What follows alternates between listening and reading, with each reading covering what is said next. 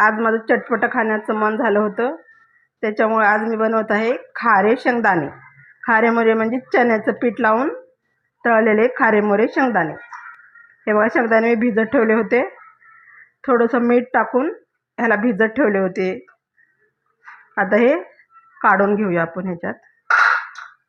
आपण आता ह्याच्यामध्ये टाकूया थोडासा चाट मसाला, थोडंसं मीठ, थोडंसं धनिया पावडर, लाल तिखट, थोडासा मालवणी मसाला आणि अजून थोडं चटपटं लागण्यासाठी अद्रक आणि लसणाची पेस्ट. मीठ अजून थोडंसं टाकते. आता याला आपण मस्त मिक्स करून घेऊया.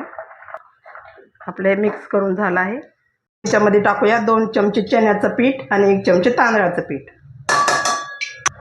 चटपटं लागण्यासाठी अजून काळं मीठ.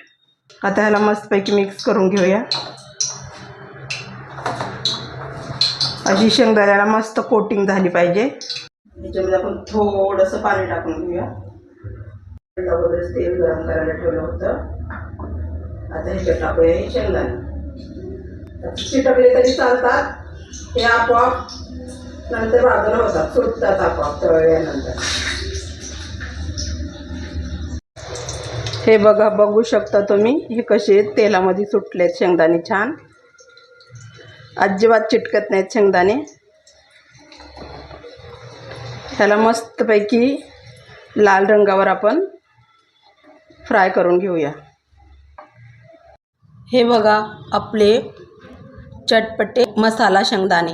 आता मी याच्यामध्ये थोडंसं टाकत आहे लाल तिखट, थोडंसं धनिया पावडर आणि थोडंसं मीठ. हे बघा, तुम्ही बघू शकता किती छान आणि चटपटे झाले आहेत आपले मसाले शेंगदाणे.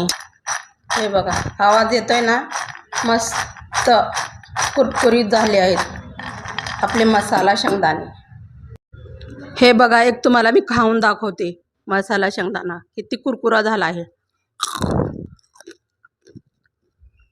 नक्की रेसिपी तुम्ही पण ट्राय करा आणि माझ्या चॅनलला लाईक, सबस्क्राईब आणि शेअर करा.